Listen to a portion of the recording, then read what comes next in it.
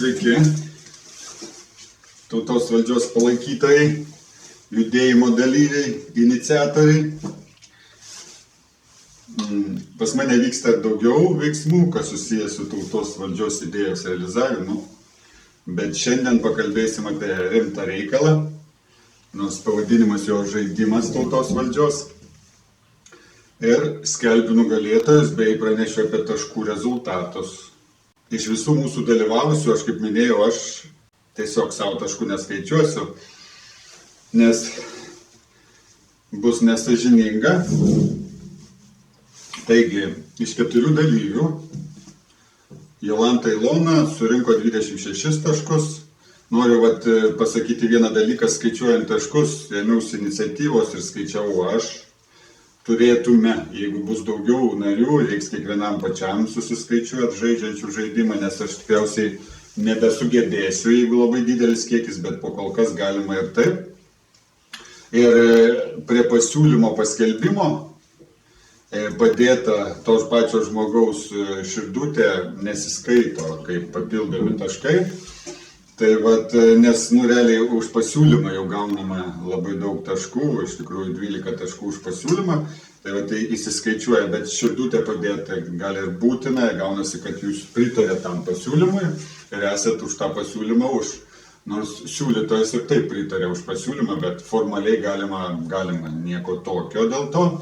Taigi, sekantis, antroji vieta, vos trūko, nedaug, bet Klevinskas Kazimieras atsiliko šiek tiek, tik 2 taškais, 24 taškai. Ir trečioji vieta, Donata Januškienė, 14 taškų.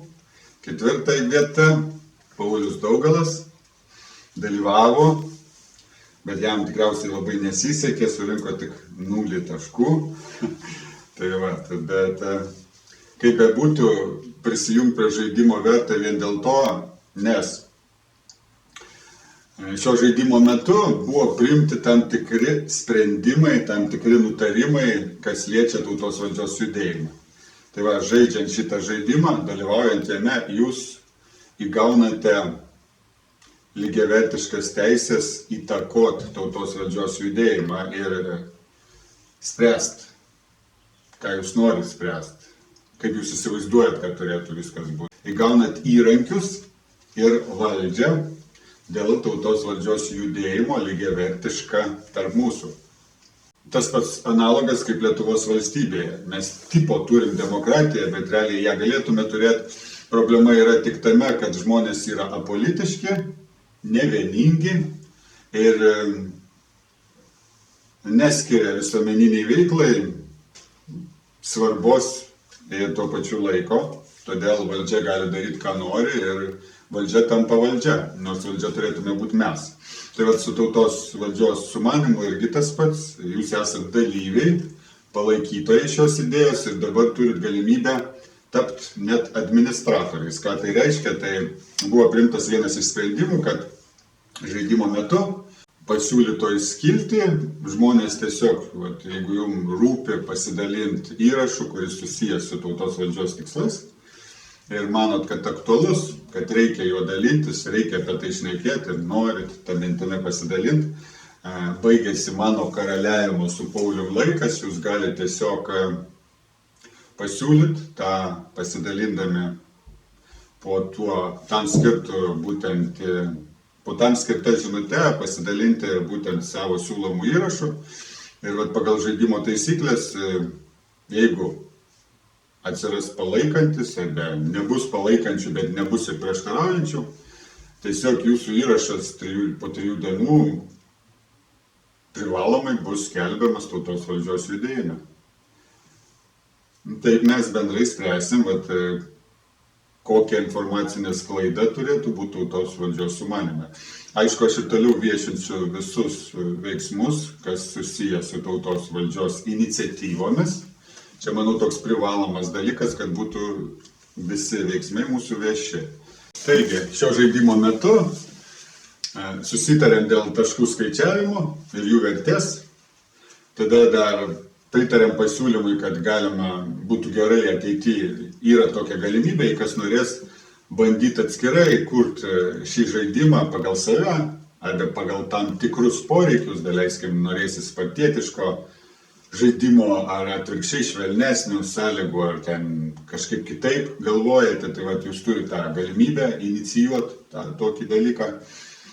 Ir manau, svarbiausias priimtas buvo sprendimas, kad administracija tautos valdžios grupėje Facebook'o jau esame visi kartu, žaidime galit būtent tapti iniciatoriais to, ką galima pasidalinti tautos valdžios grupėje, aišku, kas susijęs su tautos valdžios tikslų įgyvendinimu ir judėjimo plėtra. Ir noriu pasveikinti Jolantą Iloną už pergalę ir už iniciatyvas. Aišku, Kazimieras šiek tiek atsiliko, bet tuoj bus paskelbtas kitas žaidimas, būtent žaidimai bus skelbiami pagal sutartą laiką, kad jūs turėtumėt galimybės valdyti šį judėjimą patys, tai yra mes kartu bendrai, asociacijos dar nekuriam, bet vidaus taisyklės ir sąlygas jau užkūrėm, lygiavertiškas santykis sveikas, kad būtų tarp mūsų, tai kviečiu jūs prisidėti prie šio sumanimo, imtis atsakomybės, siūlyti tam tikrus pasiūlymus, kad susikurtume tokią erdvę, kad joje dalyvaujant nebūtų tai kaip pareiga ar prievolė, kad tiesiog būtų malonu, įdomu ir džiugintų, norėtųsi tame dalyvauti. Nes, kaip ir minėjau, realiai mūsų valdžia nėra kalta dėl to. Dėl to, kad yra tai tokia. Problema mes patys, kad nesiemam iniciatyvos, nedalyvaujam visuomeniniai veikloj, nemanom, kad valdžia esame mes. Ir mums tai daugiau prievolė, kančia, būtinybė. Ir ignoruojam tos dalykus, pamirštam, vengiam. Tai turim tokias pasekmes. Taigi, kviečiu jungtis prie žaidimo, inicijuoti pasiūlymus, inicijuoti veiklą tam tikrą, kuri jūsų manymu jums atneštų daugiau džiaugsmo ir noro prisidėti prie tautos valdžios sumanymo ir judėjimo. Ir iki kitų kartų, ačiū, kad dalyvavote.